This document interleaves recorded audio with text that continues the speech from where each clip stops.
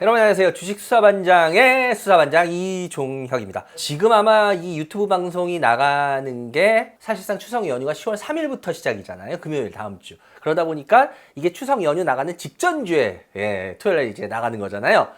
근데 여러분들 우리 그러지 않아요? 이게 막상 시작되면은 벌써 시작됐어 막 이러는데 그 시작되기 전에는 그 짜릿짜릿함, 흔히 우리가 그런 거잖아요. 이 쪼는 재미. 이거 쪼는 거 이거 안 되는데. 저는 그래서 막 요럴 때 보면 괜히 뭐 특별히 뭐 없으면서도 막 발꼬락 끝도 간질간질하고 뭔가 기대되면서 하여튼 여러분도 어떤지 모르겠습니다. 요즘 여러분들이 많이 사랑해 주시고 좋아해 주시는 게 체감적으로 좀씩 느껴져요. 굉장히 감사하고요. 더 열심히 해야겠다는 생각도 들고요. 그래서 오늘도 참 질문 많이 들어온 애를 상담을 할 겁니다. 오늘도 열심히 또 봐주시면서 구독, 좋아요 많이 눌러주시고요. 그래야지 왜냐면 여러분들이 그럴수록 이제 알고리즘이 생겨요. 저는 댓글창을 닫아놓은 유튜브이기 때문에 알고리즘이 특별히 그렇게 생길 수가 없어요. 그런데 여러분들이 자꾸 봐주시고 좋아요, 구독 이런 걸 눌러주시면 알고리즘이 생기면서 이쪽 관련돼서 관심 있는 분들한테 제 영상이 많이 보여지면서 또 어떻게 보면 주식에 대해서 또 좋은 기회를 잡을 수 있는, 진짜 여러분들 제가 시집장가 보내 미천 잡아드렸잖아요. 전 약속한 건 지킨다니까요. 이 정치하는 분들도 저만큼만 자기 말에 대해 책임지면 우리나라 금방 좋아질 텐데. 그렇다고 정치 저 안 합니다. 나간다고 누가 저 뽑아주겠습니까? 국어를 배웠으면 주제를 알고 수학을 배웠으면 분수를 하려고. 전 주제와 분수를 정확히 알기 때문에요.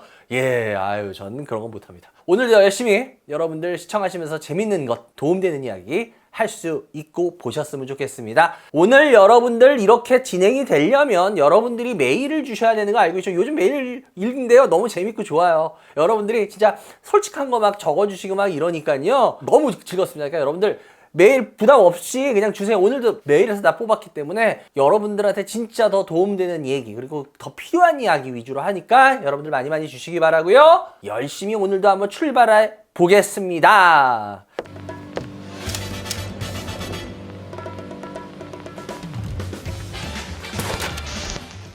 오늘 첫 번째 종목 과연 뭘까? 두두두두두두. 이거 진짜 많이 들어왔어요. 제가 솔직히 좀 어떻게 보면 게을렀다? 안 했다? 뭐 이런 표현이 더 맞을 것 같아요. 근데 이제 게을러지면 안 될 것 같은 모습이 나오고 있어가지고 뽑았습니다. 아주 시총도 큰 종목이죠. 우리나라 시가총액에서 차지하는 비중도 큰 회사입니다. 바로 삼성바이오로직스입니다. 여러분들 이거 진짜 질문 많이 들어왔어요. 이거 왜 안 해주세요? 라는 분도 있고 그래요. 제가 이걸 왜 피하겠습니까? 이 반장의 시각에서 이 반장 마음대로 풀어보겠습니다. 삼성바이오로직스 여러분들 잘 아실 거예요. 이 회사는 2011년에 인천 송도에서 생겨난 회사잖아요. 그죠? 삼성그룹이 솔직히 이 바이오라는 게 엄청 많이 중요한 건 알지만 이 바이오의 삼성이 항상 보면은 비어 있었어요. 그러다 보니까 이 바이오 쪽을 하기 위해서 생긴 게 바로 삼성바이오로직스고 2016년도에 코스피에 상장됐죠. 그리고 상장될 때 굉장히 아주 화제였죠. 벌써 10년 가까이, 9년 됐는데 아마 그때 주식 안 한 분들 많아가지고 잘 몰랐을 거예요. 그때 삼성바이오로직스 상장할 때 굉장히 시끄러웠습니다. 아주 엄청나게 대단한 회사이기 때문에 이 회사는 1공장부터 5공장까지 지금 잘 돌고 있고요. 위탁 개발 생산이라고 하죠. 바이오, CDMO 쪽에 있어서 거의 세계 최대입니다. 그래서 이 삼성바이오 하면 참 할 얘기가 많아요. 재밌는 이야기도 제가 좀 이렇게 어떻게 보면 해드릴 수도 있고요. 그러다 보니까 벌써 기대가 되고 있습니다. 이 회사의 대표는 여러분 아실 거예요. 존림이라는 대표인데요. 이분이 2020년 말에 그때 코로나 바로 터지고 좀 있다가 이분 대표이사 됐을 때도 말 많았어요. 왜냐? 해외에서 이분이 그쪽에서 굉장히 화려한 경력을 갖고 있었어요. 미국 그런 쪽에서.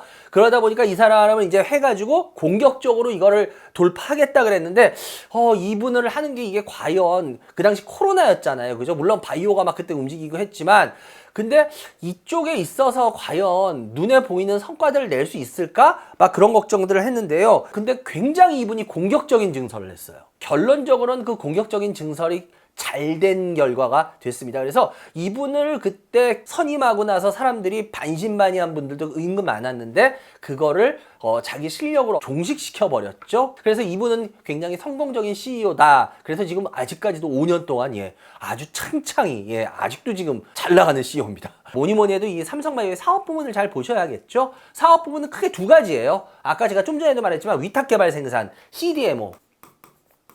이게 바이오 쪽에서 하면 CDMO고 이게 제조업 쪽에서는 뭐예요? CDMO 똑같은 게 제가 전에도 한번 했는데 ODM. 바이오에서는 CDMO라고 부르고요. 제조에서는 ODM이라고 불러요. 모르시는 분들 계실 거예요. 그러니까 이럴 때 확실하게 배워두시고요. 이게 매출의 한 70%를 차지해요. 그리고 나머지 30%는 뭐냐? 바이오 의약품. 참 말 많은 회사 바로 삼성 바이오 에피스. 그 회사가 하는 게 한 30%. 그리고 지역별로 따지면 이 회사는 미국하고 유럽에 그래도 어느 정도 균형이 맞춰져 있어요. 왜냐면 매출의 한 40% 정도는 미국에서 나오지만 국내 매출은 여러분들 5%밖에 안 되는 거 아세요? 이 95%가 미국하고 유럽에서 나와요. 그래서 제가 아까 존님 대표를 했던 이유도 이겁니다. 왜냐? 95%가 유럽하고 미국에서 나오는데 우리나라의 경영진을 하는 게 맞을까? 굉장히 삼성이 그때 고민하면서 뽑은 게 어떻게 보면 지금으로 따지면 신의 한 수가 된 거였어요. 바로 이런 구조를 갖고 있었기 때문이었다라고 보시면 되고요. CDMO 사업은요, 여러분들 우리가 흔히 이렇게 표현합니다. 생선은 작은 생선이 맛있을까요? 큰 생선이 맛있을까요? 아, 누가 그래요? 멸치 맛있잖아요. 그렇죠. 다금바리 드셔보셨어요? 저도 이름만 들어봤어요. 예. 저는 맨 처음 다금바리 그래가지고 무슨 뭐 생선이 발이야 발이? 이 다금바리도 보면 클수록 비싸잖아요. 그죠? 생선은 클수록 비싸고 맛있다 그러잖아요. 마찬가지입니다. 제가 왜 이 말씀을 드리냐 하면요. 이 CDMO 사업이라는 것도요. 우리가 거거익선이라고 합니다. 크면 클수록 선하고 좋다.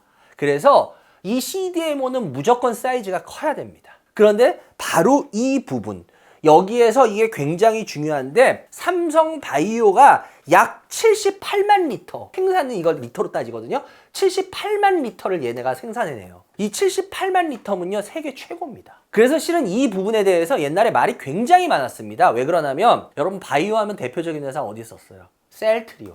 셀트리온이 삼성바이오가 이쪽에 진출할 때 굉장히 신경질적이었어요. 그러니까 서로 디스내기를 했어요. 아, 삼성이 돈 가지고 해봤자 안 될 거다. 왜? 여기는 그렇게 되지 않는 분야다. 아, 그것도 맞는 얘기예요. 초반엔 그렇게 됐죠. 결국 어느 정도 이 레퍼런스가 있어요. 쌓여야 돼요. 근데 그 레퍼런스는 하루아침에 되기가 쉽지가 않아요. 그래서 맨 처음에 삼성바이오가 셀트리온한테 고전을 한 건 맞습니다. 그게 셀트리온 말도 틀린 건 아니에요. 그런데 더 중요한 건 뭐냐? 그 이후에 어느 정도 레퍼런스가 쌓이고 나서부터는 그 다음은 거거익선 이런 식으로 해서 결국 사이즈로 가게 돼 있어요. 그래서 여러분들 아실 거예요. 최근 1, 2년, 뭐 2, 3년 동안 솔직하게 한번 말해봅시다. 몇 년 동안 셀트리온하고 삼성바이오하고 어디가 승리입니까? 삼성바이오의 승리 아닌가요? 결론적으로는 삼성이 시간이 가면 다 이긴다 그랬어요. 그 당시에도. 그랬는데 역시나 결과대로 되더라고요. 셀트리온을 나쁘게 말하는 게 아니라 셀트리온이 한계예요. 이게 왜냐? 거거익선 구조이기 때문에 그래요. 근데 보통 여러분들 이 CDMO에서 30만 리터 이상 생산하면 굉장한 회사로 치거든요. 이 30만 리터 이상 하는 회사가 세계 4개밖에 없어요. 스위스의 론자 여러분 아실 거예요. 그리고 중국의 우시바이오라고 있어요. 독일의 그 베링거 인게라임 그리고 삼성바이오까지 4개만이 30만 리터 이상을 생산을 해요. 근데 30만 리터 이상부터가 진짜 인정을 해주거든요. 근데 얘네는 아까 보세요. 몇 리터? 78만 리터. 세계 최고봉이에요. 거의. 그래서 삼성바이오가 진짜 대단한 회사입니다. 이 회사 같은 경우에는 또 이게 송도에 다 모여 있어요. 송도가 보시면 삼성바이오 되게 크잖아요. 송도에 다 모여 있다 보니까 생산이나 이런 게 다 집접화돼 있어요. 그러다 보니까 물류비니 이런 것도 조금 들어가니까 뭐예요? 원가 경쟁력 이거 필요한 것도 빨리빨리 서로 보태주고 해주고 하니까 이게 굉장히 유리하게 지금 돌아가고 있습니다. 그래서 이런 부분까지 삼성바이오의 강점으로 보셔야 되고요. 바이오 의약품 사업은 여러분들 잘 아실 거예요. 지금 제약 시장에서 바이오 의약품이 지금 차지하는 비중이 이제 벌써 40%가 넘어가고 있어요. 기본 구제약은 뭐예요? 화학식에서 만들잖아요. 화학 구조로. 근데 바이오는 뭐예요? 살아있는 생물체에서 이용하는 거잖아요. 제약에서 복제약은 뭐라고 불러요? 제네릭이라고 부르잖아요. 왜 그럴까요? 화학 구조로 만들기 때문에 화학 구조는 죽어있는 구조잖아요. 그걸 서로 연결시켜서 만들 거잖아요. 그래서 똑같이 만들어낼 수 있어요. 이론적으로. 그래서 제네릭이라고 부르고요. 바이오 의약품에선 여러분 제네릭이란 말 쓰던가요? 안 쓰죠. 왜 그래요? 바이오 시밀러라 그러죠. 최대한 비슷하게까지 가지 일란성 쌍둥이라고 해서 여러분 똑같습니까? 우리가 보기에 진짜 똑같이 생긴 애들 있어요. 근데 걔네들 부모들한테 말하면 진짜 요런 것까지 다 똑같냐? 아니요, 틀리대요. 아무리 똑같은 것 같아도 시밀러지 똑같을 수는 없어요. 그래서 우리가 복제인간은 문제가 되는 거죠. 왜? 똑같이 이걸 복제해버리기 때문에. 쌍둥이는 아무리 닮아도 시밀러예요. 이렇게 돼 있다. 근데 이게 벌써 바이오 의약품이 제약에서 40% 이상이 들어오고 있어요. 이 비중이 굉장히 크고 있죠. 이 바이오 의약품 쪽이 연평균 10% 가까이 상승을 해요. 2030년까지. 그래서 이쪽은 계속 성장하는 분야입니다. 오늘 이 부분에 대해서 여러분들이 확실히 머릿속에 박아놓고 계셔야 됩니다. 제 설명을 들으면서. 이걸 담당하는 애가 누구라 그랬어요, 아까? 바로 삼성 바이오 에피스입니다. 얘네들이 지금 하는 게 한 9종을 하는데 이게 다 블록버스터급들이에요. 바이오 의약품들. 이 분야가 이게 굉장히 클 수 있는 분야입니다. 워낙 이 삼성 바이오 에피스라는 회사는요. 이게 바이오 시밀러 전문 회사예요. 얘네가 2022년에 지분 100%를 확보해버리면서 완전 자회사로 삼성바이오가 가져와 버리죠. 요번에 이 회사가 어떻게 됩니까? 11월 1일부터 11월 24일까지 해가지고 정지되죠. 그러면서 완전 분할을 시켜버려요. 그런데 뭐 이거는 왜 그런지 제가 이따가도 설명드릴게요. 근데 이 삼성 바이오 에피스가 이거는 했었어야 되는 회사예요. 왜 그러냐? 여러분 혹시 기억나실 겁니다. 삼성 바이오 몇 년 전에 상장 폐지될 뻔한 거 아세요? 아시죠? 왜 그래요? 삼성 바이오 에피스 분식회계 벌어졌잖아요.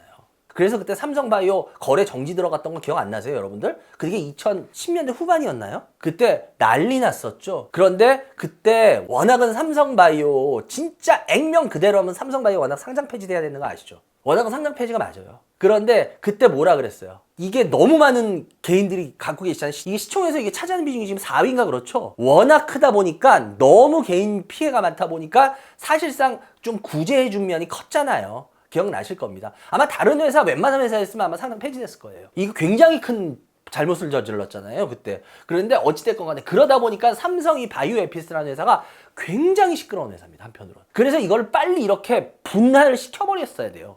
근데 이게 이제 되는 거예요. 그러니까 저는 진작에 더 빨리 시켰어야 된다는 사람 중에 1인이었는데 뭐 어쨌거나 요번이라도 되는 건 다행이고요. 삼성 바이오의약품은 여러분들 잘 아실 거예요. 특히 이 바이오의약품 같은 경우에는요. 대량 생산하고 개발하는데 이거 아까도 말했지만 거거익선이라서요. 돈이 되게 많이 들어가요. 시설이나 이런 게. 그러다 보니까 대규모 이 글로벌 제약사들이 어떻게 하냐면 자기네들이 안 만들어요. 아까 제가 뭐라 그랬어요. 기존 제약사들은 화학 구조 가지고 약을 만든다 그랬죠? 그래서 여러분들 제약학과만 들어가는 게 아니라 화학과 애들도 제약사 많이 들어가요. 왜냐면 이게 다 화학 구조로 돼 있어요. 약 만드는 거 보면요. 이게 약 만드는 설계도인지 화학 수업 시간에 화학 구조 표 그린 건지 모릅니다. 그 정도로 똑같아요. 얘네들은 제약회사인데 아까 제가 뭐라 했어요? 바이오 약품이 이제 40%가 넘게 차지해요. 기존 제약에서. 그런데 얘네들은 글로벌 제약사들은 화학 구조에 돼 있는 쪽에 강점을 갖고 그 구조에 많이 맞춰져 있을 거 아니에요. 그러면 이거를 CDMO를 하려면 또 돈을 어마어마하게 넣어야 돼. 그런데 그렇게 돈 넣을 수 있어요, 이게? 이게 굉장히 돈 많이 들어가는 건데 아무리 큰데도 부담되겠죠. 그러니까 어떻게 돼? CDMO 믿을 수 있는 큰 회사들을 이용하는 거죠. 그래서 삼성바이오가 굉장히 장사가 잘 될 수밖에 없는 구조예요. 삼성바이오라는 회사는 이거 공부하다 보면 참 재밌는 회사예요, 어떻게 보면. 그래서 이 바이오 의약품 시장 같은 경우에 여러분들 계속 고성장해야 될 건 잘 아실 거고요. 블록버스터 특허 신약들이 지금 이제 만료들이 많이 되고 있어요. 그렇게 되면 어떻게 됩니까? 바이오 시밀러들이 이제 계속 나오게 됩니다. 바이오 의약품은 여러분들 생각을 해보세요. 옛날부터 만들었어요? 아니면 예를 들어서 몇 년 전부터 만들었어요? 몇 년 전부터 만들었겠잖아요. 왜? 제가 아까도 말했잖아. 기존 제약은 뭐야? 화학이었다고. 근데 그 다음에 이제 바이오는 그거지. 그래서 얘네는 제네릭, 얘네는 뭐라 그랬어? 시밀러. 최대한 비슷하게까지만 만든다 그랬지. 그럼 얘네들이 나온 거는 뭐 50년, 100년이 아니라고. 몇 년이야. 그렇게 안 됐다고. 우리가 보통 그런 거 했을 때 특허 주잖아요. 본래 약한테. 그 특허 기간을 뭐 10년 이렇게 막 주잖아요. 그러면 바이오 그 블록버스터들, 쉽게 말하면 바이오 약품들이 나와서 제대로 된 약품들이 나와가지고 그 히트치는 애들이 이제 특허가 끝나는 기간들이 계속 돌아오는 거예요. 이 구조를 아셔야 돼요. 이 구조를 모르면은 이게 그런가 그냥 하고 넘어가. 근데 이게 우리가 수학 공식 따지듯이 이게 이렇게 다 연결이 돼 있어요. 그래서 주식은 여러분 투자를 하면 되게 재밌는 거예요. 몰랐던 걸 알면서 심지어 돈까지 벌 수 있어요. 이걸 잘 이용하면. 그래서 제가 차트로 제발 그런 거 말도 안 되는 거 하지 마세요 그랬잖아요. 그 요번에 대표적인 게 보여준 게 제가 그랬잖아. 삼성전자. 삼성전자도 이렇게 다 이유를 해서 하면 보세요. 공부되면서 돈까지 그냥 벌린다니까. 이게 얼마나 재밌어요. 엉뚱한 짓 안 해도. 근데 이 특허 만료가 이제 계속 돌아오기 때문에 2032년까지 15종, 15개 특허 만료가 돌아와요. 그럼 바이오시밀러. 얘네. 혜택 보조. 장사가 잘 될 수밖에 없는 구조예요. 그리고 지금 각국 정부가 의료비 어때요? 계속 낮추려고 그러죠. 하다못해 트럼프도 지금 의료비 낮추려고 그러잖아요. 그런 거하고도 맞아 떨어진다는 거죠. 근데 여기 삼성바이오 보면 요즘 최근에 주가 흐름이 다른 애들은 막 이렇게 됐는데 얘는 주가 흐름이 지금 별 볼 일 없어요. 올해 들어와서. 그죠? 완전 따로 놀아요. 이거 도대체 어떻게 된 걸까? 이 이유는 몇 가지 있어요. 뭐냐? 트럼프 정부 출범 이후에 빅파마들이 미국 내 생산시설을 지금 늘리고 있죠. 그렇게 되면 어떻게 돼요? 워낙 트럼프 눈치 보냐고. 그러면 CDMO한테 이제 수주를 덜 줄 거다. 이런 우려감이 좀 있어요.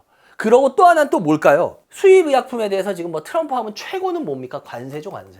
관세 문제 피하려면 여러분 어떻게 해야 돼요? 지금 자동차니 미국에 공장 짓겠다 그러잖아요. 왜 그래? 현지화를 해가지고 하는 수밖에 없거든요. 근데 삼성 바이오로직스는 제가 아까도 어디에 다 몰려있다 그랬어요? 송도에 몰려있다 그랬죠. 근데 얘네 국내 매출이 몇 프로? 다 우리 배운 거잖아요, 지금. 5%. 95%는 해외. 그런데 웃긴 거는 생산시설이 해외에 하나도 없어요. 그럼 관세 피할 수 있겠어요? 그래서 이런 거예요. 그러니까 이유가 다 이렇게 있어요. 그러니까 이런 걸 하나하나 다 챙근챙근 따져봐야 돼요. 이렇게 되면 이제 미국 내 생산시설이 없다 보니까 수주 경쟁력에서 문제가 생기지 않겠냐 이런 건데, 근데 이거를 요번에 종식시키는 일이 났죠. 뭐냐면 요번에 이름은 안 밝혔죠. 근데 미국의 모 제약사하고 1조 8천짜리 위탁 생산 계약을 체결해버렸죠. 어떤 기업이라고까지는 지금 안 밝히고 있어요. 그런데 1조 8천짜리를 했다는 소리는 뭘까요? 이 소리는 결국 지금 제가 말했던 이런 문제점들은 미국이 막을 수가 없다라는 소리예요. 그게 왜 그런지 아십니까? 미국 여러분들 세계에서 약 제일 많이 쓴 나라거든요. 그래서 뭐 우리나라 웬만한 뭐 이런 애들 미국 FDA 뚫고 막 이러면 올라가잖아요. 그리고 제가 저번 시간에도 뭐 비누할 때 뭐 보험수가 3배 써야 돼 그런 얘기도 해드렸잖아요. 미국이 이게 제일 높아요. 엄청 높거든요. 근데 미국은요, 여러분들 그거 아세요? 만약에 중국이나 인도에서 그 원료의약품 수출 안 하잖아요. 그럼 미국 의료계는 그냥 붕괴됩니다. 미국은 약이 없어져요. 여러분들 지금 막 미국이 막 중국하고 막 인도한테 어쩌고 저쩌고 그러잖아요. 근데 솔직히 중국하고 인도가 막말로 마음 먹고 그래? 우리 그럼 다 같이 죽어볼까? 그리고 만약에 원료의약품 그날로 그냥 수출 딱 끊어버리죠. 그럼 미국에서 그냥 뭐 전쟁이 아니라 그냥 아파서 약 못 먹어서 죽는 사람이 그냥 천지에 깔려버려요. 중국이나 인도가 공격 못하는 게 아니에요.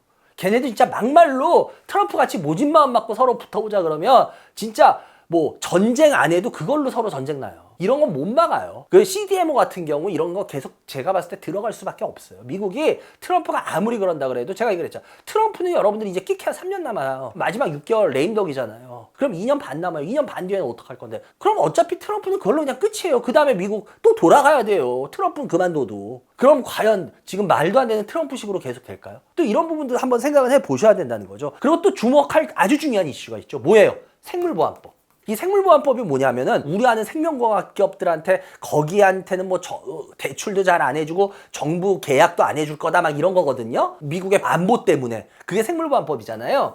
근데 이 생물보안법의 타겟이 딱 하나, 아까 제가 말했던 CDMO 세계 4개 회사 있었잖아요. 스위스 론자, 중국의 우시바이오, 그리고 독일의 베링거 인게라임, 그리고 삼성바이오. 그럼 여러분들이 딱 들어봐도 미국에서 경계하는 회사가 딱 하나 있을 것 같아요. 어떤 애예요? 중국의 우시바이오 아니에요? 그래서 우시바이오를 위해 얘를 타겟팅한 거거든요. 근데 그럼 생각을 해보세요. 여기에서 제일 만만한 데가 어디겠어요? 스위스 론자가 만만하겠어요? 독일의 베링거 인게라임이 만만하겠어요? 미국 쪽에서 뭘 맡길 때? 우시바이오 대신에 가까우면서 어디예요? 우리나라 삼성바이오지. 인천 송도인데. 이 생물보안법을 해서 우시바이오가 타격을 입게 되면 이 삼성바이오는 그 부분의 혜택도 크게 됩니다. 그래서 지금 이 생물보안법이 통과되려고 그러죠. 이런 부분도 이제 보셔야 된다는 거예요. 왜냐하면 지금 이런 부분들이 상당히 많이 가려져 있다는 거죠. 그리고 제가 아까도 말했지만 얘네들이 이제 인적 분할을 합니다. 그래서 11월 1일 해서 삼성바이오로직스가 기존 법인으로 남고요. 삼성 에피스홀딩스가 신설 법인으로 나뉘어요. 그래서 65대 35로 기존 주주들한테 주식을 나눠줄 거거든요. 그리고 얘네 같은 경우에 11월 24일 날 이제 재상장을 합니다. 그러니까 11월 1일부터 24일까지가 거래 정지가 되는 거죠. 이렇게 되고 나면은 기업들에 대해서 안 좋아하거나 이런 생각들을 많으세요. 예를 들어서 LG에너지하고 LG화학이 그럴 때 나가는 회사는 좋고 껍데기 남는 거는 안 좋았잖아요. 존속법인은 안 좋고 신설법인은 좋았잖아요. 근데 이런 걸 잘 생각해 보셔야 되는 게 왜냐하면 쉽게 말할게요. 존속법인 삼성바이오로직스가 CDMO를 그냥 계속 하는 거예요. 그리고 삼성바이오에피스는 아까 뭐라 그랬어? 제가 쭉 설명했죠. 바이오의약품. 그러니까 실은 얘네는 분리로 마이너스 되는 게 아니야. 완전히 서로 틀려. 얘 때문에 뭐 얘가 더 득을 본 것도 특별히 뭐 그렇게 따지면 안 돼요. 얘는 그냥 얘 거 이제 앞으로 더 잘하기 위해서. 얘는 또 얘 거 잘하기 위해서. 왜 그럴까? 예를 들어서 이게 똑같은 거예요. 삼성이 여러분들 파운드리가 왜 안 됐어요? 왜 TSMC한테 죽어도 안 됐던 이유가 뭐야? TSMC 창업주가 뭐라 그래? 고객과 절대 경쟁하지 않는다. 이 소리 뭐야?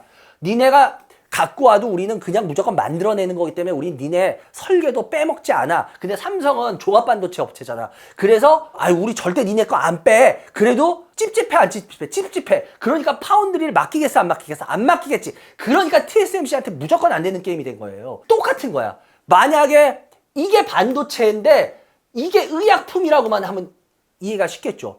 얘네한테 만들어 달라 그래. 근데 얘네가 바이오 의약품을 만드는 애네. 그럼 바이오 의약품 비밀 노하우가 삼성 에피스로 빠질 거 걱정하겠어 안 하겠어? 하겠죠. 똑같죠. 이게 똑같은 구조예요.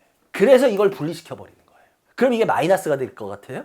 저는 오히려 되게 플러스 될 것 같은데요. 의심 나는 짓을 이제 안 하겠다고. 삼성도 이게 어떻게 보면 해법이 될 수 있어요. 삼성전자도 파운드리를 이런 식으로 빨리 분리시켜버리면, 근데 삼성은 조금 복잡한 문제가 있어요. 그래도 빨리 분리시켜버리면 그러면 오히려 훨씬 더 파운드리가 커질 가능성이 커요. 왜? 이제 의심을 할 수 없거든. 왜? 완전히 서로 다른 회사로. 근데 지금은 같은 그 안에 들어가 있어. 그럼 아무리 어쩌고 저쩌고 해도 의심하지. 나라도 의심하지 맡길 때. 찝찝하잖아. 그래서 이런 부분 이제 오히려 삼성한테 더 지켜봐야 된다. 근데 이거를 차트로 이제 한번 기술적으로 들어가서 보더라도요. 이게 주봉이거든요. 기억나세요? 쭉 했는데 그때 삼성 그때 어려움 막 취하고 막 이러고 나서 그러고 난 다음에 어때요? 주가 다시 쭉 올라가요. 쭉 올라갑니다. 근데 보세요. 조정받았어요. 그러다가 작년에 주가가 좀 잠깐 반짝했죠? 어때요? 그러고 올해 지금 다시 또 조정이에요. 근데 여러분 여기서 격하게라는 말이 공감이 되세요? 저는 전혀 공감이 안 되는데요. 이거 전혀 격하지 않지 않나요? 이 정도면? 제 생각이 틀릴 수도 있지만 여러분들이 제 생각에 공감이 되시냐는 건 여러분들이 한테 전 묻고 싶어요. 저는 이게 전혀 격하지 않거든요. 이거 뭐 작년에 우리나라 시장이 여러분들 코스피가 93개 주요 시장에서 92위야. 제일 꼴찌에서 두 번째야. 그러니까 얘가 그때 작년에 굉장히 어떻게 보면 노력해 준 거예요. 그래서 지금 좀 쉬게 되는 거야. 일본으로 보더라도요. 작년에 쭉 하고 올랐어요. 올랐어요. 오르고 난 다음에 그 다음에 보세요. 이평선들이 막 이렇게 번졌잖아. 근데 또 올해 잠깐 올랐는데 그때 이평선이 다 했잖아. 근데 이제 쉬면서 어떻게 했어요? 이평선을 다 모았죠. 제가 대형주가 이렇게 이평선을 다 모일 땐 뭐라 그랬어? 이제 얘는 일로 가든 슬슬 움직일 때가 왔다. 왜? 얘가 모일 때까지 나 이제 좀 쉴게. 이제 쉬었어. 이제 힘이 모였어. 그럼 이제 어디로든 방향을 보여야 돼요. 물론 이렇게 떨어질 수도 있습니다. 그럼 어떻게 되겠어요? 그래서 공부를 해야 된다는 거야. 그래서 이거 여러 가지 제가 했던 내용들로 여러분들이 공부를 해보세요. 그런 다음에 이게 매력이 있겠네. 그렇게 따진다면은 이게 이렇게 갈 거고, 만약 그렇지 않으면 다시 내려오겠죠. 그러니까 이거에 대해서는 뭐 제가 뭐 신 아닌 이상 뭐라고 판단은 못해요. 그런데 문제는 뭐냐? 충분히 이게 이제 다시 또 올라갈 가능성이 있는 구간으로 가고 있다. 왜 그럴까? 반도체 올라간 거에 대한 분명히 어떻게 보면 좀 부담도 있을 수 있거든요. 그럴 때 어떻게 보면 그걸 좀 메울 수 있는 그런 부분도 될 수가 있거든요. 이 삼성바이오 질문들 많이 들어왔는데 여기서부터는 정신 바짝 차리고 한번 보셔야 되는 게 아닐까. 왜냐면 저도 뭐 그렇다고 해서 무조건 뭐 이렇게 된다 이런 것까지 말 못하겠지만 그래도 지금부터는 정신을 더 바짝 차려야 될 때다. 이렇게까지 말씀을 드리겠습니다. 여러분들 두 번째 종목입니다. 두 번째 종목은 여러분 덕산 네오룩스죠. 정확히. 근데 6자 다 읽기 힘들어서 그냥 덕산 네오라고 불러요. 네오 하면은 이게 참 되게 친근하지 않아요? 네오? 어디서 많이 들어보지 않았어요? 매트릭스의 개가 네오 아닌가요? 그렇죠? 항상 입에 붙었어요. 그래서 덕산 네오. 이게 매트릭스 때문에. 이 회사는 2014년도에 생긴 회사죠. 그리고 이 회사 같은 경우에 뭐 특별히 하는 게 어렵게 생각 안 하셨는데 그냥 OLED 패널 있잖아요. OLED 패널은 자기가 발광을 하잖아요. 아이고 또 발광하면 또 여러분 이상하게 뭐 무슨 지모랄 발광에 뭐 이런데 그거 아니에요. 스스로 빛을 발하잖아요. 이 유기 발광 소재를 하는 회사예요. OLED 소재들은요. 여러분들 OLED를 하는 데가 어디 있겠어요? 삼성 디스플레이, LG 디스플레이, 그리고 중국의 뭐 BOED 이런 큰 회사들이에요. 그래서 이런 회사들이 주로 IP 지식재산권을 갖고 있다 보니까 다른 작은 데들이 들어오기가 쉽지가 않아요. 그래서 이쪽 관련들은 오히려 그런 것 때문에 진입 장벽이 상당히 높습니다. 왜냐하면 자칫 잘못하면은 이 IP를 건드려버리면 아시죠? 지식재산권 건드리면 아주 골치 아프거든요. 그래서 쉽게 못 들어와요. 이 덕산네오 같은 경우에는 그런 분야는 좀 좋아요. 그리고 이 회사는 제가 좀 전에 말했지만 삼성 디스플레이, 뭐 LG 디스플레이, 중국 BOE 있었잖아요. 얘는 주 매출처가 있어요. 어딜까요? 이 세 개 중에. 삼성 디스플레이입니다. 얘네 같은 경우에는 뭐 삼성 디스플레이도 하고 아까 말했지만 OLED 패널 쪽 뭐 하다 보니까 요 아이폰하고도 또 연관이 있어요. 왜냐면 얘네가 아이폰에서요, 요번에 M14 패널이라는 거를 확대하는 걸로 지금 나오고 있거든요. 근데 이게 덕선의 수혜를 볼 거라는 얘기가 조금 나오고 있는데, 이게 왜 그러냐면 얘네가 이 M14 패널 유기발광 소재 이거를 지금 납품을 하고 있어요. 그러다 보니까 요 부분이 요즘 조금 얘기가 나오고 있는 부분입니다. 그리고 특히나 이 회사 같은 경우에는요, 주가가 어때요? 상승 추세 있죠. 오늘은 딱 이 회사는 두 가지만 보면 되는데, 하나 더 중요한 게 있어요. 뭐냐? 블랙 PDL이라는 겁니다. 이게 뭐냐면, 이 블랙 PDL이라는 게 얘네가 삼성 디스플레이하고 한다 그랬잖아요. 삼성 디스플레이가 개발한 기술 중에 COE라는 기술이 있습니다. 이 COE라는 기술이 뭐냐면, OLED하고 LCD하고 가장 큰 차이가 뭔지 아시죠? LCD는 뭐예요? 백라이트 유닛, 평광판이 들어가죠. 그런데 OLED는 뭐예요? 제가 좀 전에도 그랬잖아요. 지 혼자 발광하면서 빛을 내니까, 발광 소재가 들어가기 때문에 걔는 이 백라이트 유닛이 없죠. 그러니까 어때요? 굉장히 얇죠. 그래서 여러분들이 잘 아셔야 되는 게, OLED하고 QLED 이런 건 틀린 겁니다. QLED는 어디까지나 LCD입니다. 그래서 걔는 두께가 있어요, 이 정도. 근데 OLED는 여러분들 혹시 보시면 알겠지만 진짜 거의 종이짝이에요. 되게 얇아요. 근데 평광판이라는 거를요, 빼버려요. 이 COE 기술이라는 건 뭐냐면, 그것 대신에 블랙 PDL이라는 게 이게 들어가는 거예요. 그럼 이걸 빼버리니까 어떻게 돼요? 두께가 당연히 얇아지겠죠. 당연히 얇아지겠죠. 그러면서 어떻게 돼요? 또 소비 전력도 덜 들어요. 왜? 얘 하나가 없어지니까. 그래서 소비 전력도 한 25%가 덜 들고, 이게 굉장히 좋아요. 근데 문제는 뭐냐면, 이게 아직 초기 시장입니다. 근데 이게 초기 시장이긴 한데, 이건 계속 앞으로 커갈 시장이에요. 커갈 수밖에 없어요, 이 분야는. 그래서 요거는 굉장히 긍정적으로 보셔야 됩니다. 그리고 특히나 이 회사 같은 경우에 이 블랙 PDL은 양산에 이게 또 문제가 이게 뭐였냐면, 재밌는 게 얘네가 이게 되게 지금 평광판을 빼버리면서 전력 소비도 조금 들고 얇아지니까 좋을 것 같으니까 금방 많이 쓰일 것 같았잖아요. 그래서 얘네들이 생산 시설을 이쪽 관련돼서 확 늘려버렸었어요, 덕산네오가. 근데 어떻게 됐냐, 이게 기대치보다 빨리 이루어지질 않아 가지고요, 얘네가 가동률이 10%예요. 그러니까 예를 들어서 가동률이 80, 90% 최소한 뭐 이렇게 나와야지 본전을 뽑는데 그냥 10%야 지금. 그러니 얘네가 죽을 맛이죠. 근데 이게 지금 가동률이 20%대까지 높아졌어요. 근데 아직도 좀 갈 길은 멀어요. 그래서 제가 아까 그랬죠, 초기 시장이라고 하지. 근데 분명한 건 늡니다. 느는 건 맞아요. 그래서 요 부분이 언제 어떻게 늘지 이게 중요하고요. 제가 블랙 PDL 이게 중요할 때 그랬잖아요. 블랙 PDL. 지금 삼성 스마트폰들이 바로 이 COE 기술을 이제 채용을 합니다. 이게 워낙 폴더블에만 들어갔거든요. 근데 이게 바 타입 있죠, 그냥 이 바 타입. 이제 바 타입에 처음으로 들어갑니다. S26 울트라라고 바 타입 있죠, S26 울트라. 거기에 이 바 타입에 요번에 이 COE 기술이 적용될 계획이에요. 그리고 또 중요한 거 뭐냐, 여러분들 내년에 애플에서 폴더블 폰 나오는 거 아세요? 지금 계속 얘기 나오잖아요, 폴더블 폰. 이 애플 폴더블 폰에도 바로 이 COE 기술이 들어갑니다. 이게 또 아주 기가 막히죠. 그런데 더 큰 매력이 있어요, 이 회사한테. 애플 폴더블 폰 물론 쓰겠지만, 애플 쓰시는 분들 다 어떤 거 쓰세요? 바 타입 이런 거 쓰지 않나요? 가격이나 이런 것도 뭐 여러 가지 있고, 나와도 아마 가격 이런 것 때문에 바 타입 많이 팔릴 거예요. 그런데 지금 제가 좀 전에 그랬죠, COE 기술에 쓰이는 게 폴더블에 쓰인다 그랬잖아요. 그런데 문제는 뭐냐, 얘네가 이 바 타입에도 쓰일 것 같아요. 이거 쓰이잖아요? 그럼 이 회사 완전히 이거 진짜 완전 끝내줘 버립니다. 근데 이게 문제는 뭐냐, 이게 쓰일 게 지금 예상이면은 27년에서 8년부터 쓰일 것 같아요. 그러니까 이게 지금 저도 설명하면서 이게 참 애매한 게, 이게 시간이 좀 남아있어요. 그래서 이게 당장 뭐가 좋아져서 막 이 회사가 되게 매력적일 수 있는 부분이 많아요, 어쩌고 저쩌고 말하기가 애매해요. 왜냐하면 좋아지는 거는 맞는데 시간이 좀 많이 걸릴 거라서, 그렇다고 해서 이게 뭐 그렇게 어마어마하게 매력이 크다 그렇게 말하기도 어려운 회사를 이게 그렇게까지 지켜볼 필요가 있을까라는 생각도 들어요. 제가 이 회사는 딱 두 가지만 보면 된다 그랬잖아요, 블랙 PDL 말고. 또 하나가 뭐냐면, 여기에 자회사로 편입된 회사가 있죠. 올해 2, 4분기부터 이제 얘네가 그 연결 실적으로 잡힌 회사가 하나 있는데, 아주 유명한 회사가 있어요. 뭐냐, HD 현대중공업한테서 넘어온 회사가 있어요. 현대중공업 터보기계라는 회사입니다. 이 회사는 그러니까 쉽게 말하면요, 국내 유일의 펌프하고 압축기들 이런 대형 터보기계 만드는 애들이거든요. 얘네가 이게 왜 중요하냐면, 얘네 그 전방산업용, 산업용, 선방용 이런 거예요. 이런 걸 하는 건데, 얘네가 대단히 중요한 게 뭐냐면, 지금 덕산 네오룩스 매출이 예를 들어서 1,000억이라고 할게요. 얘네 현대 터보기계, 얘네한테 매출이 30%예요. 천억이면 300억이 얘네 매출이에요. 자회사가. 어마어마한 거예요, 이거. 얘네가 근데 요번 2, 4분기부터 이제 이게 실적으로 잡혔어요.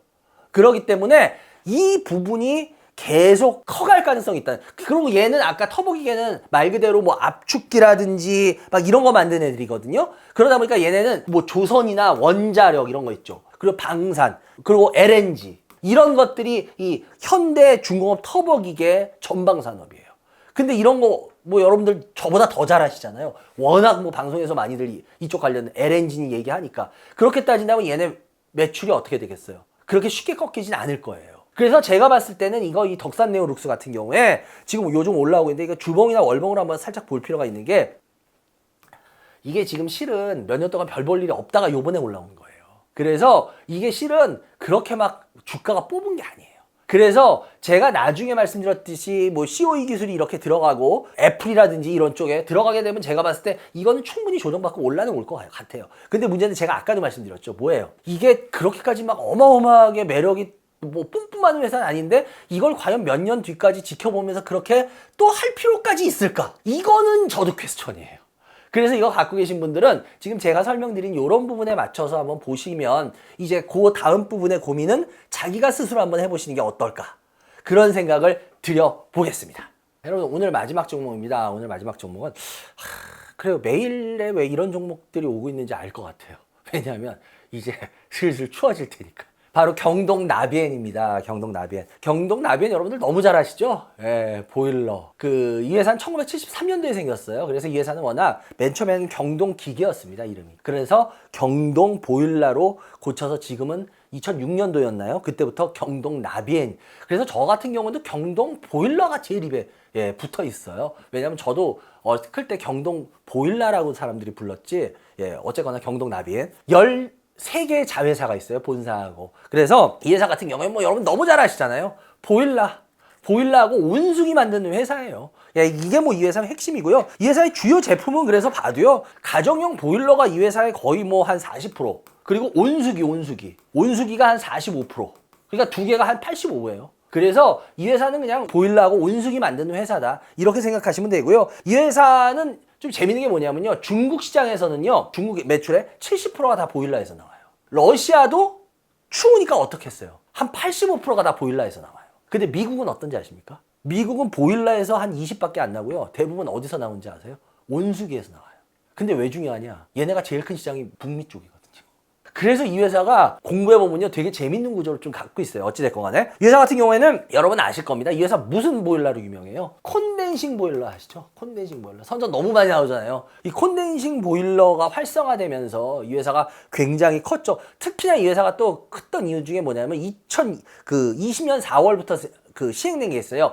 대기 관리권역의 대기 환경 개선에 대한 특별법. 이 법에서는요, 이 권역 내에서는요, 콘덴싱 보일러를 설치하는 게 권장사항이 아니라 의무화입니다. 모르셨죠? 예, 저도 공부하다 알았어요. 그러다 보니까 이 콘덴싱 보일러 이쪽이요, 다른 데들은 콘덴싱이에요. 근데 얘네가 1988년부터 콘덴싱 보일러를요, 우리나라 보일러 회사 중에 최초로 만들었습니다.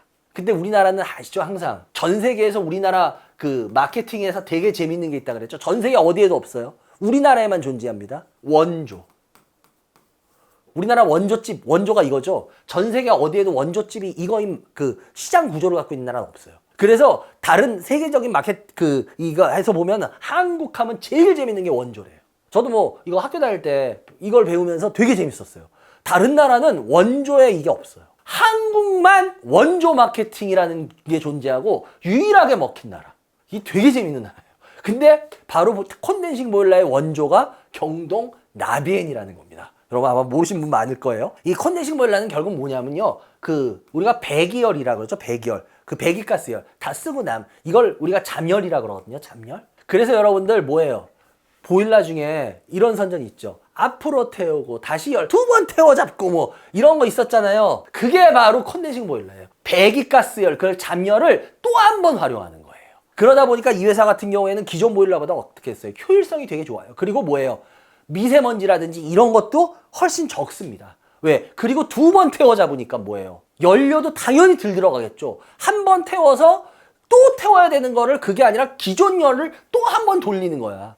그러다 보니까 콘덴싱 보일러가 여러 가지로 굉장히 곽강을 받는 건 맞아요. 그런데 제가 좀 전에도 얘기했지만 보일러 산업은 어때요? 추우니까 당연히 계절성을 타겠죠. 그래서 여러분들 지금부터 이제 벌써 아침 저녁으로 이제 조금씩 바람 틀려지고 있죠. 근데 제가 봤을 때 아마 몇 주 뒤면 또 틀려질 거예요. 그러면 우리 어머님이나 아버님들 제일 먼저 하는 게 뭐예요? 옛날에 그 선전 중에 나온 거 있었잖아요. 아버님 집에 보일러 하나 드려야겠어요. 보일러는 그건 돈 많은 아들. 돈 좀 없는 아들들은 어떻게 해야 될까? 아버님 집에 보일러 보수해 드려야겠어요. 왜냐? 그때부터 보수해야 되거든요. 보일러 여러분 한번 교체하시는 거 해봤죠? 엄청 비쌉니다. 예, 생각보다 되게 비싸요. 다시 다 깔아야 되기 때문에요. 그래서 겨울이 들어가기 전부터 한 3월까지 그때가 제일 많이 몰려요. 그래서 계절성을 타긴 타는데 요즘은 좀 덜 타요. 왜 그러냐? 아까도 얘기했죠. 얘네 매출의 가장 큰 거는 지금 뭐예요? 오히려 온수기예요. 온수기는 여러분들 계절 타요, 안 타요? 안 타죠. 여러분들 솔직하게 한여름에 아무리 한여름이라 그래서 진짜 냉수 마찰하듯이 찬물로만 다들 샤워하세요? 거의 안 하시잖아. 그런 사람도 물론 뭐 계시긴 하지만 대부분은 이제는 그래도 미지근한 물 같이 쓰잖아요. 그래서 온수기가 이제는 있어서 계절성이 굉장히 약해져 있다는 거죠. 그리고 보일러 산업은 여러분들 그거 아실 거예요. 특히나 기름 보일러도 있지만 가스 보일러가 특히나 더 콘덴싱 보일러는 많거든요. 그러다 보니까 가스 보일러는 어느 쪽에 더 많을까요? 수도권에 많이 몰렸어요. 그리고 특히나 요즘은 이 보일러들 물론 교체해드리긴 하지만 신규 수요보다요 기존 다 깔려 있다 보니까 이제는 교체 수요가 늘어나고 있어요. 그리고 아까 제가 우리나라 보일러들 얘네가 컨덴싱 제일 먼저 만들었다 그랬죠. 우리나라 얘네 경쟁업체들이 어디 있어요? 귀뚜라미. 그 다음 또 어디 있어요? 린나이. 근데 나 생각해보니까 나는 어머 그럼 경동이지. 저 진짜로 이 세 개를 다 써봤어. 나 그래서 진짜 냉정하게 여기서 지금 나름대로 평가할 수 있거든요. 근데 안 할게요. 괜히 오해받기 싫어서. 일단은 이 세 개 중에 얘네가 제일 시장 점유율이 높습니다. 얘네가 35%예요. 그 소리 나머지 애들이 65%라는 소리는 뭐예요? 어느 정도 삐등삐등 먹어요. 이거는 솔직히 1등이라 그래서 그렇게 큰 의미는 없다. 근데 얘네는 중요한 게 뭐냐면 북미예요. 북미. 얘네가 북미 시장 점유율 1위입니다. 얘네 이 경동에요. 국내 매출이 30밖에 안 돼요. 해외 매출이 70이에요.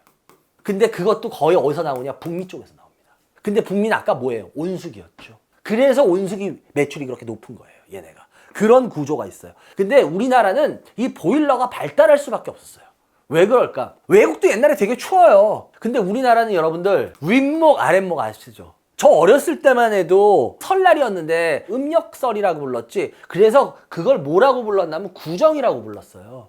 그래서 심지어 구정은 쉬는 날이 아니었어요. 그리고 1월 1일 그걸 신정이라 그래서 그날이 쉬는 날이었어요. 그러다 보니까 1월 1일이니까 어때요? 되게 춥죠. 그러니까 뭐 예를 들어서 큰 집에 어른들 모이고 이러면 어때요? 어른들이 이렇게 이불 딱 아랫목에 이거 하고 기억나세요, 여러분들? 그럼 들어가자마자 아이 추워 그러면서 손 넣잖아요, 글로. 기억나시죠? 무슨 문화예요? 우리나라는 구들장 문화죠. 이게 보일러하기에 굉장히 좋은 문화예요. 어떻게 보면 선조들이 기가 막혔어요.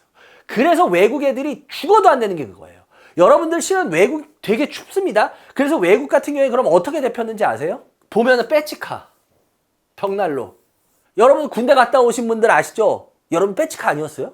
빼치카 모르는 분 계시겠구나. 그래요. 벽난로가 뭐예요? 여기 데피면 이 연기로 이걸로 훈훈하게 하는 거잖아. 이게 바로 뭐예요? 배기가스 열이잖아. 배기가스. 그러니 어떻게 돼? 이게 타니까 건조해가겠어 안 가지겠어? 당연히 건조하겠죠. 그리고 이게 타가지고 온열로 하는 거니까 어떻겠어? 공기는 당연히 나쁘겠지. 그렇기 때문에 미국은 이런 문화가 있었지만 미국은 보일러가 발달이 안 된 거예요. 생각보다. 그래서 여러분들 그거 아십니까? 보일러가 맨 처음에 외국 보일러들이 있었는데 특히나 우리나라 뭐 좋은 집들 외국 보일러 쓴 집 많았습니다. 초창기에. 그런데 외국 보일러 쓴 집들이 오히려 보일러 때문에 더 많이 고생하는 거 아세요? 그래서 그 다음부터 막 우리나라 막 굉장히 고급 주택들, 빌라들, 큰 빌라들 있죠. 맨 처음에 외국 보일러들도 공사하는 데 많아요. 그런데 전부 국산 보일러로 다 바꿔요. 왜? 외국 보일러, 미국 보일러 막 이런 거요. 몇 년 만에 고장 나가지고요. 저 아는 분들도 미국 보일러 때문에 고생했다는 분들이 거의 뭐 보일러 쓰는 분 다 태반이에요. 전부 국산 보일러로 다 바꿔 있어요. 그만큼 우리나라는 보일러 쪽에서 유리할 수밖에 없는 문화를 갖고 이제 그게 뻗어 나간다는 거죠. 그리고 특히나 얘네 같은 경우에 아까 북미에 제가 온수기 쪽 많다 그랬죠. 근데 얘네가 그 콘덴싱 하이드로 페네스라는 게 있어요. 이게 뭐냐면 콘덴싱 난방기예요. 난방기. 이제 이게 얘네들이 본격적으로 나오기 시작하거든요. 근데 이게 대단히 중요한 이유가 왜 그러냐면 이제 얘네가 이게 온수기에서 이제 냉난방으로 얘네가 사업 구조를 점점 미국에서 북미 쪽이 주 매출 시장이잖아요. 넓히는 기 시작했다는 겁니다. 그래서 요 부분이 어떻게 될지 이것도 봐야 돼요. 그리고 이 경동나비행 같은 경우에 얘네가 뭐 지금 냉난방 공조 시스템 쪽도 지금 진출하지만 또 얘네가 SK 매직 아시죠? SK 매직에서 얘네가 가스레인지, 전기레인지, 전기 오븐 이쪽 세 개만 인수한 거 아세요? 그래서 나비앤 매직이라고 시작한 거. 그래서 이제 얘네들이 나름대로 사업 다각화를 굉장히 추진하고 있어요. 그래서 이런 분야도 괜찮고 제가 마지막으로 말했는데 이 부분은 조금 헷갈릴 수가 있어요. 얘네들이 2, 4분기 실적은 잘 나왔어요. 왜냐하면 미국에서 이런 관세니 이런 것 때문에 그 보일러 값을 올리기로 했기 때문에 선주문들이 들어왔어요. 그래서 2, 4분기 실적이 나쁘지 않게 나왔는데 문제는 뭐냐면 지금 보편적 관세가 이제 부과 중입니다. 이 트럼프 이것 때문에 보편적 관세가 10%가 지금 관세 중에 있어가지고요. 요걸 최소화하려고 하는데 이것 때문에 실적 부분에 대해서 영향을 받을 가능성이 있어요. 그래서 이게 워낙은 계절성을 타고 이렇기 때문에 겨울이 유리한 건 분명합니다. 그래서 주봉이나 월봉 보더라도요. 워낙은 겨울 쪽에 그렇게 나쁘진 않아요. 보시면은 뭐 요때야 뭐 해도 보세요. 다시 좀 올라오죠. 뭐 요때는 뭐 시장 때문에 뭐 그때고 그리고 다시 또 올라오죠. 그러니까 얘네가 보통은 겨울이 좋긴 좋아요. 그런데 문제는 뭐냐면 요번에 이게 겨울에 또 좋을 거냐. 왜냐면 이 관세가 시작돼 버렸기 때문에 요 부분이 지금 어떻게 되냐. 그래서 실적 변동성이 있어요. 그래서 요번에도 요렇게 될 거라는 말을 함부로 하기는 좀 애매해요. 그래서 요 부분을 봐야 되는데 그렇다고 해서 이게 뭐 갑자기 확 나빠질 것 같지는 않은데 지금 일단은 경동나비행 갖고 계신 분은 요런 사업 내용들이나 요런 건 제가 충분히 설명드렸고 좀 리스크한 부분 요거는 믹싱해서 생각을 해보신다라고 한다면 다른 애들 같이 겨울에 무조건 계절성을 탈 거다라고 생각하시긴 좀 무리가 있지 않을까라는 말씀을 마지막으로 드려보겠습니다. 그래요. 여러분 또 오늘 열심히 달려봤습니다. 하여튼 여러분들한테 뭐 도움되는 이야기 하려고 하는데 또 도움 받는 분도 계신 것 같아서 보람 많이 느낍니다. 메일 많이 주시기 바라고 좋아요, 구독도 많이 잘 부탁드리고요. 다음 주 연휴가 시작되고 나서 뵙겠네요. 여러분들 좋은 한 주 되시기 바랍니다. 감사합니다.